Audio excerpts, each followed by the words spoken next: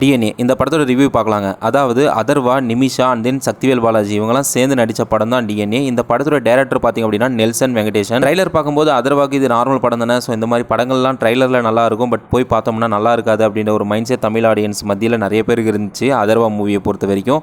ஏன்னா அவர் அந்த ட்ரைலரில் நல்லா தான் ஃபோக்கஸ் பண்ணி காமிச்சிருந்தாலும் பட் மூவியை பார்க்கும்போது இந்த ஸ்டோரியோ ஸ்க்ரீன் பிளேவோ அந்த ப்ரெசன்ஸோ கண்டிப்பாக கிளிக் ஆகாது. பட் ஆனால் இந்த படத்தில் அதுக்கு ஆப்போசிட்டாக இருக்குங்க. ஸ்டோரியோட ஒன்லைன் பார்த்திங்க அப்படின்னா அதர்வா ட்ரக்கு அடிக்ட் இருக்கிற ஒரு ஆள், அந்த மாதிரி இருக்கிற ஒரு ஆள் வந்து அடிக்டட் சென்டருக்கு போயிட்டு ஸோ நார்மல் ஆகிட்டு வந்துடுவார். ஸோ அவருக்கு வந்து நிமிஷா கூட கல்யாணம் ஆகுது. அதுக்கடுத்து அதர்வா அண்ட் நிமிஷா இவங்க 2 பேருடைய வாழ்க்கையில் நடக்கக்கூடிய ஒரு கதை தான் அந்த படமே. அது எப்படின்னா ஒரு ஹாஸ்பிட்டலுக்கு போனால் இந்த மாதிரியெல்லாம் கூட நடக்குமா அப்படின்றத பயங்கரமாக காமிச்சிருக்காங்க இந்த படத்தில். ஓப்பனிங்கில் ஒரு 20 நிமிஷத்துக்கு ரொம்பவே ஸ்லோவாக போகும். அதுக்கடுத்து நீங்கள் போக பார்த்தீங்கன்னா கிளைமேக்ஸ் வரைக்கும் எப்படி ஸ்டோரி வந்து ரன் ஆகுதுன்னே தெரியாது. அந்த அளவுக்கு screen play and presence and story இது மூணுத்தையுமே எங்கேஜாக வச்சிருப்பாரு டேரக்டர். இன்டர்வல் சீனெல்லாம் பார்த்தீங்க அப்படின்னா ஒரு கொஸ்டின் மார்க்கோட முடிச்சிருப்பாங்க.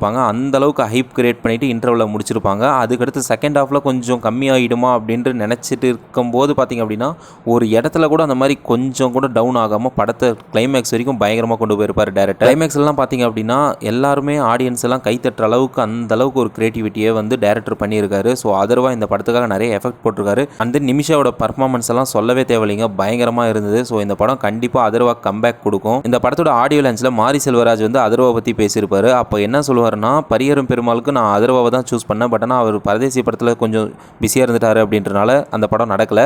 பட் ஆனால் இது நல்லா வந்திருக்கு இந்த படம் டிஎன்ஏ, ஸோ எல்லாருமே நல்லா பார்க்கலாம், ஸோ நான் த குட் ஆக்டர் அப்படின்ற மாதிரி சொன்னார். அதுக்கடுத்து அதர்வா பேசும்போது இல்லைங்க சார் நான் அப்போ கொஞ்சம் பிஸியாக இருந்தேன், இன்னொரு கால் ஷீட்டுக்காக உங்கள்கிட்ட நான் வெயிட் பண்ணுறேன், ஸோ நீங்கள் ஏதாவது ஸ்கிரிப்ட் சொன்னீங்கன்னா கண்டிப்பாக நான் வருவேன் அப்படின்ற மாதிரி சொன்னாங்க.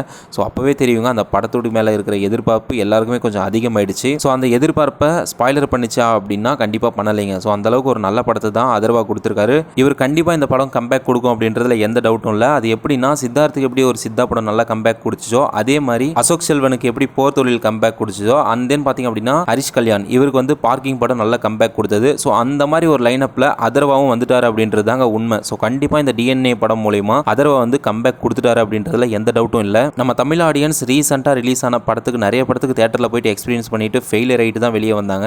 அதுக்கு என்ன காரணம்னா அந்த படத்து மேலே இருந்த ஓவர் ப்ரொமோஷன்.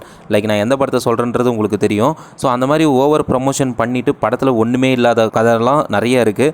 அந்த மாதிரி லைனப்பில் இந்த படம் கண்டிப்பாக இல்லை. ப்ரமோஷன் வந்து அதிகமாக இந்த படத்துக்கு பண்ணல, பட் ஆனால் story, presence and then screen play இது மூணுமே எங்கேஜாக இருந்தால் தாங்க அந்த படத்தை பார்க்க முடியும். அந்த மாதிரி லைனப்பில் இந்த படம் ஒன் ஆஃப் த பெஸ்ட் ஃபிலிம்னு சொல்லிட்டு நான் சொல்லுவேன். ஏன்னா ஒரு இடத்துல கூட லேக் இல்லை. So end of the climax வரைக்கும் பயங்கரமாக இருக்குது. ஸோ நல்ல ஒரு ட்ரீட்டை தான் தமிழ் ஆடியன்ஸுக்கு இந்த படத்துடைய டேரக்டர் நெல்சன் வெங்கடேஷன் கொடுத்துருக்காரு அப்படின்றதுல எந்த டவுட்டும் இல்லை. நிறைய தமிழ் படத்தை வந்து நம்ம தேட்டரில் போய் பார்த்துட்டு வந்துட்டு ஃபெயிலியர் ஆகிருப்போம், லைக் வந்து நல்லா இல்லை அப்படின்னு சொல்லிட்டு. பட் ஆனால் அந்த மாதிரி லைனப்பில் இந்த படம் கிடையாது. One of the good crime thriller movie in Tamil சினிமான்னு சொல்லிட்டு நம்ம இந்த படத்தை சொல்லலாம். தேங்க்ஸ் ஃபார் வாட்சிங். இன்னொரு நல்ல வீடியோவில் சந்திப்போம். உங்களோட ரிவ்யூ இந்த படத்துக்கு என்னன்றதை மறக்காம கமெண்ட் செக்ஷனில் கமெண்ட் பண்ணுங்கள்.